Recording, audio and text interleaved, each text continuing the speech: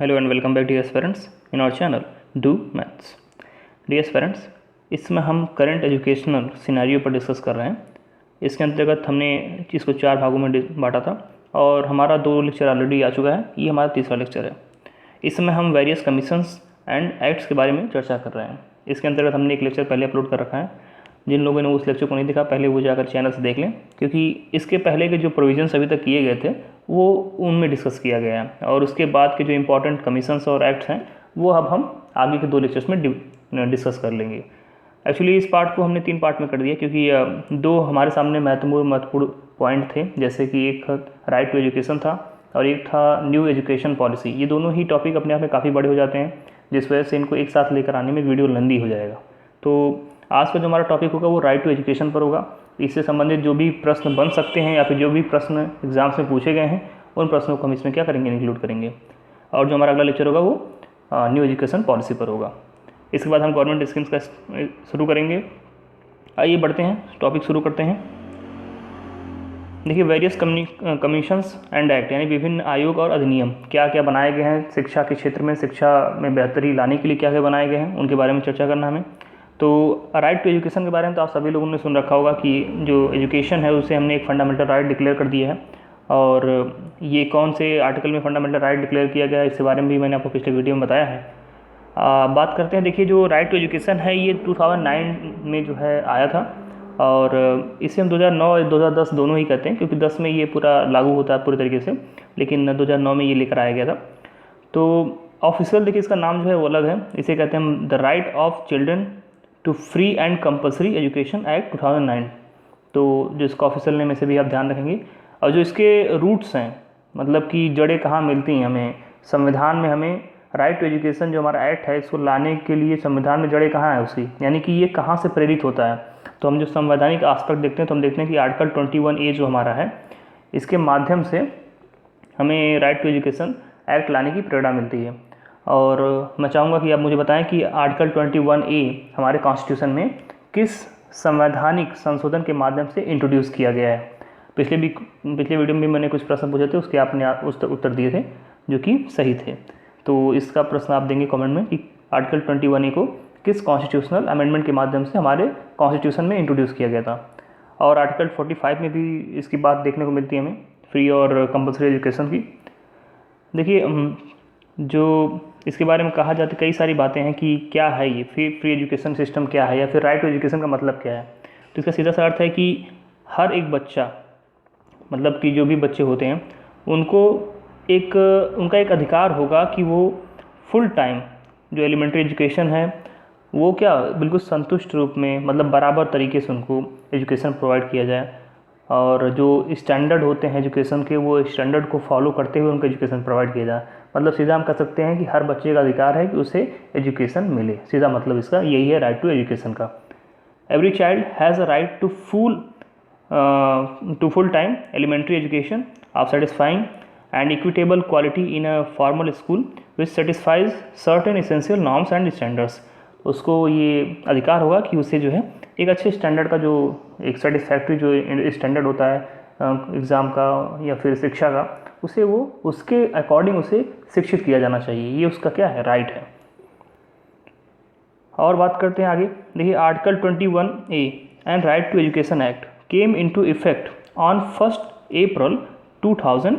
देखिए, मैंने आपसे कहा कि 2009 में तो लेकर आया गया था एक्ट, लेकिन इफेक्ट में कब आता है, 1 अप्रैल 2010। तो अगर आपसे प्रश्न पूछ दिया जाए कि बताइए राइट टू एजुकेशन एक्ट जो है वो किस डेट से इम्प्लीमेंट होना शुरू हुआ था, यानी कि किस डेट को वो इफेक्ट में आया था, तो हम कहेंगे 1 अप्रैल 2010। क्या मतलब है राइट टू एजुकेशन का? सिंपल 1 लाइन में, फ्री एंड कंपल्सरी एजुकेशन। ये 1 लाइन में इसका हम जवाब दे सकते हैं। बात करें हम आर्टिकल 51A एंड क्लास के। देखिए, इसका मतलब जो आर्टिकल 51A है ये कहीं ना कहीं आपको एक फंडामेंटल जो आपकी ड्यूटी दी गई है संविधान में, ये उनसे रिलेट करता है। तो फंडामेंटल ड्यूटीज़ के अंतर्गत इसे आता है ड्यूटी ऑफ पेरेंट्स, मतलब कि हमारे पेरेंट्स की क्या ड्यूटी है, उनका क्या कर्तव्य बनता है बच्चों के प्रति, ये बात उसके बारे में बताई गई है। It is the duty of parents to admit the child in the elementary school. मतलब कि हमारे जो पेरेंट्स हैं ये उनका कर्तव्य बनता है कि वो अपने बच्चों का एडमिशन एलिमेंट्री स्कूल्स में क्या करवाएं, यानी कि अपने बच्चों को शिक्षित करवाएं, शिक्षा दिलाएं। ये उनका क्या बनता है, एक कर्तव्य बनता है कॉन्स्टिट्यूशन के आर्टिकल 51A क्लास के माध्यम से। अब देखिए कुछ पॉइंटर वाली बातें हम देख लेते हैं, कुछ प्रोविजंस जो राइट टू एजुकेशन में किए गए हैं उस प्रोविजन को देख लेते हैं, क्योंकि इन प्रोविजन से ही क्वेश्चन बनते हैं और कई प्रकार के क्वेश्चन पूछे भी गए हैं। तो इसमें कई क्वेश्चन हमने इंक्लूड किए हैं जो प्रीवियस एग्जाम्स में पूछे गए हैं और कुछ ऐसे भी हैं जो आने की संभावनाएँ हैं।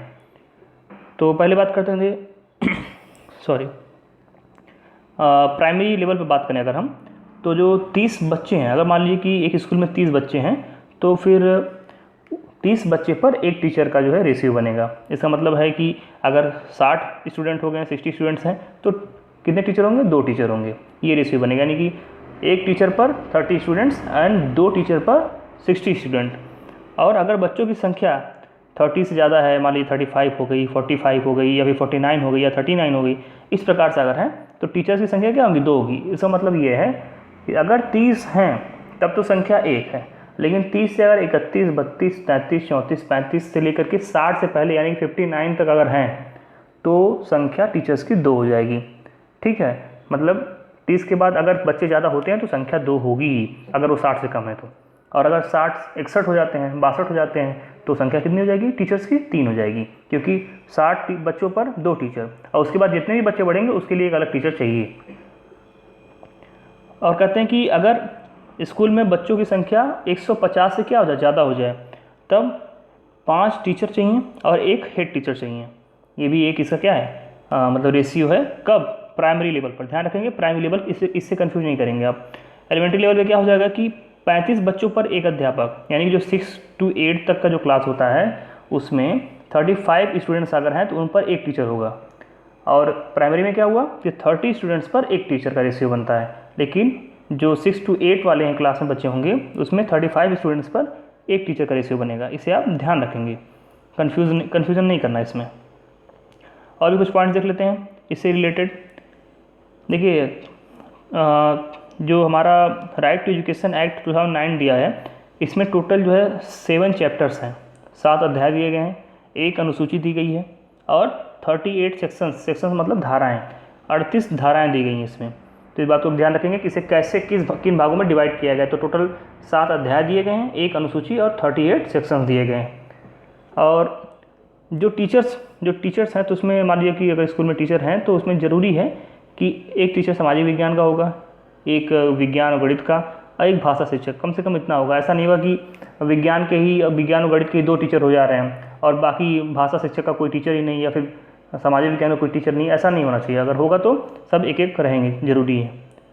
और बात करें अगर कक्षा 1 से 5 तक सभी विद्यार्थियों की संख्या का योग 200 से ज़्यादा हो जाए, हमने बात की 150 से ज़्यादा का संख्या होगी तो 5 टीचर और 1 हेडमास्टर रहेंगे। लेकिन अगर ये संख्या 200 से ज़्यादा हो जाए तो क्या होगा, तो जो टीचर और स्टूडेंट का जो रेशियो होता है वो रेशियो 1:30 ना होकर के 1:40 हो जाएगा। मतलब कि एक टीचर पर 40 छात्र रह सकते हैं अगर संख्या 200 से ज़्यादा है। लेकिन अगर 200 से कम है तो एक टीचर पर 30 छात्र होंगे प्राइमरी लेवल पर, यानी कि 1 to 5th तक। और वो चीज़ अगर हम 6 to 8 पर जाएँ तो वो हो जाएगा एक टीचर पर 35 छात्र। कहते हैं कि उच्च प्राथमिक स्तर यानी कि 6 से 8 तक में 100 से अधिक अगर बच्चे होते हैं तो हेडमास्टर की नियुक्ति होगी। 100 से अधिक होने पर हेडमास्टर जरूरी है। नहीं है 100 से अधिक तो हेडमास्टर नहीं, तो भी कोई बात नहीं, जो वहाँ पे सीनियर मोस्ट टीचर होगा वो चीज़ों को डील करेगा। कहा जाता है कि जो सेक्शन 17 है राइट टू एजुकेशन एक्ट 2019 का, इसमें कहा गया है कि जो बच्चे हैं उनको आपको शारीरिक रूप से कोई दंड नहीं देना है, उनको प्रताड़ित नहीं करना है। इस पर क्या किया गया, मनाही की गई है। यानी कि आज के समय जो हमारा एजुकेशन सिस्टम है इसमें बच्चों को दंड से समझाने की बात नहीं की गई है, बच्चों को पुरस्कार के माध्यम से समझाने की बात की गई है, उनको समझाने की बात की गई है। उनको सबक मतलब कि मार कर नहीं सिखाना है, उनको दंड देकर नहीं, बल्कि किसी क्रिएटिव तरीके से उनको जो है बात को समझा देना है। इस चीज़ पर जोर दिया जाता है। जो हमारा अध्याय 4 है उसमें हमारे मतलब राइट टू एजुकेशन एक्ट में जो अध्याय 4 है उसमें सबसे ज़्यादा धाराएँ दी गई हैं, लगभग 16 धाराएँ हैं। और ये धाराएँ जो है 12 से लेकर 28 के बीच में दी गई हैं। और छात्र शिक्षक अनुपात धारा 25 में दिया गया, इसको भी ध्यान रखेंगे। अगर पूछ दिया जाए कि जो छात्र और शिक्षक का अनुपात है, चाहे वो प्राइमरी लेवल पर हो चाहे वो एलिमेंट्री लेवल पर हो, वो किस धारा में दिया गया राइट टू एजुकेशन के, तो आप कहेंगे धारा 25 में दिया गया है। और धारा 28 कहती है, यानी सेक्शन 28 कहता है कि जो शिक्षक होते हैं वो प्राइवेट ट्यूशन्स नहीं पढ़ा सकते हैं। तो ये भी प्रश्न पूछा गया है कि कौन सी धारा के माध्यम से ये प्रावधान किया गया है कि शिक्षक जो होते हैं वो प्राइवेट ट्यूशन्स नहीं पढ़ा सकते हैं, तो वो है धारा 28।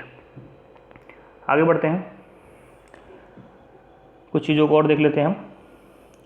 देखिए, at least 1 classroom for every teacher and 1 office come store come head teachers room, मतलब कि कम से कम एक टीचर के लिए 1 क्लासरूम होना चाहिए। और जो हेड मास्टर हैं, ऑफिस कम मतलब ऑफिस, साथ ही साथ स्टोर और साथ ही साथ हेड टीचर्स का रूम, ये चीज़ें क्या होनी चाहिए मतलब एक स्कूल में। फिर बात करते हैं कि कोई टीचर अगर है तो उसे कितना घंटे पढ़ाना है, कितने घंटे का उसे टाइम अपने स्कूल में देना है। देखिए, minimum 200 working days for 1 to 5th class, एक टीचर के लिए कम से कम एक साल में, किसमें, एक साल में 1 ईयर में 200 दिन उसे जो है 1 to 5th क्लास के बच्चों को देना है। और अगर यही बात हम करें 6 to 8 में, तो उन्हें होगा 220 डेज़ उनको वर्किंग डेज़ उनको देना है।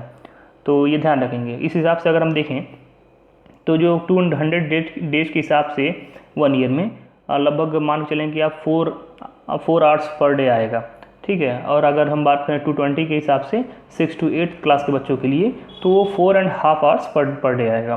तो ये 4 घंटे और 4.5 घंटे। इसे ध्यान रखेंगे कि 6 to 8 के लिए 220 दिन की ज़रूरत है पूरे साल में, और 1 to 5th के लिए 200 दिन की ज़रूरत है पूरे साल में। इसी प्रकार से हम 800 instructional hours per academic year for 1 to 5th, पूरे साल में आपको 800 इंस्ट्रक्शनल घंटे देने पड़ेंगे क्लास 1 से लेकर 5th तक के बच्चों के लिए। और अगर बात करें 6 to 8 के बच्चों के लिए, तो वो बढ़कर हो जाएगा 1000 इंस्ट्रक्शनल आवर्स। तो ये भी ध्यान रखेंगे अगर इस प्रकार का प्रश्न आता है कि एक साल में कितने घंटे उन्हें जो है कक्षा 1 से लेकर 5 तक के बच्चों को देना है, तो वो हो गया 800। और अगर हम पूछें कि 6 से 8 के बच्चों के लिए, तो हो जाएगा 1000। क्योंकि अब देखिए, एक दिन अगर 4 घंटे देंगे तो उस हिसाब से 200 वर्किंग डेज है, तो 2 × 4 करेंगे तो कितना हो जाएगा, 800 हो जाएगा। उसी प्रकार से अगर हम 6 to 8 की बात करें, तो उसमें 6 to 8 में हो जाएगा आपका 4.5 का मल्टीप्लाई करेंगे जब 220 से, तो आपका 1000 आवर आ जाएगा। तो ये आप यहाँ से कैलकुलेट करके भी निकाल सकते हैं, आसान सा है। इसे आप लर्न कर लेंगे, कंफ्यूज नहीं होंगे, खास करके 1 to 5th और 6 to 8 में। अब बात करते हैं at least 45 hours working hours per week for teachers, कम से कम 45 घंटे उन्हें सप्ताह में काम करना है। और स्कूल शुड बी अराउंड, देखिए अब 1 किलोमीटर के अराउंड लगभग होगा स्कूल, जो उन बच्चों के लिए जो बच्चे कक्षा 1 से 5वीं तक पढ़ाई करते हैं। और मैक्सिमम 3 किलोमीटर के अराउंड होगा उन बच्चों का स्कूल जो कक्षा 6 से 8वीं तक में पढ़ाई करते हैं। तो ये 1 and 3 किलोमीटर्स का जो है एक मतलब एरिया बनाया जाता है कि इतने एरिया में ही ये स्कूल होना चाहिए। और 1 से 5th वाले बच्चों के लिए 1 किलोमीटर तक, और जो 6 to 8 तक के बच्चे हैं उनके लिए 3 किलोमीटर तक। लाइब्रेरी और जो प्ले फैसिलिटीज़ होती हैं वो ज़रूरी हैं, मतलब नीडेड हैं। राइट टू एजुकेशन एक्ट के माध्यम से स्पोर्ट फैसिलिटीज़ इत्यादि की व्यवस्था होनी चाहिए, खेलने की व्यवस्था होनी चाहिए, ये सब चीज़ें कही गई हैं। तो इसके बाद हमारा जो आता है SMC, यानी कि स्कूल मैनेजमेंट कमेटी, ये भी क्या होनी चाहिए, मौजूद होनी चाहिए स्कूल में। ये बात कहाँ की गई है, ये बात की गई है सेक्शन 21 में। राइट टू एजुकेशन एक्ट के सेक्शन 21 में ये बात कही है कि स्कूल मैनेजमेंट कमेटी की भी क्या है, आवश्यकता है एक स्कूल में, ताकि वो जो मैनेजमेंट है स्कूल का उसे वो अच्छे से देखे, डील करें। तो डियर स्टूडेंट, ये राइट टू एजुकेशन पॉलिसी के कुछ इंपॉर्टेंट पॉइंट्स है जो हमने डिस्कस कर लिए हैं। अब जो हमारा अगला लेक्चर होगा वो होगा हमारा न्यू एजुकेशन पॉलिसी पर, जिसे कि हम नेशनल पॉलिसी ऑन एजुकेशन 2019 भी कहते हैं। कायदे से देखें अगर हम, तो अमेंडमेंट अगर छोड़ दें हम, तो ये तीसरी एजुकेशन पॉलिसी हमारे देश में रहेगी, लेकिन अब हमने इससे नाम दिया है न्यू एजुकेशन पॉलिसी।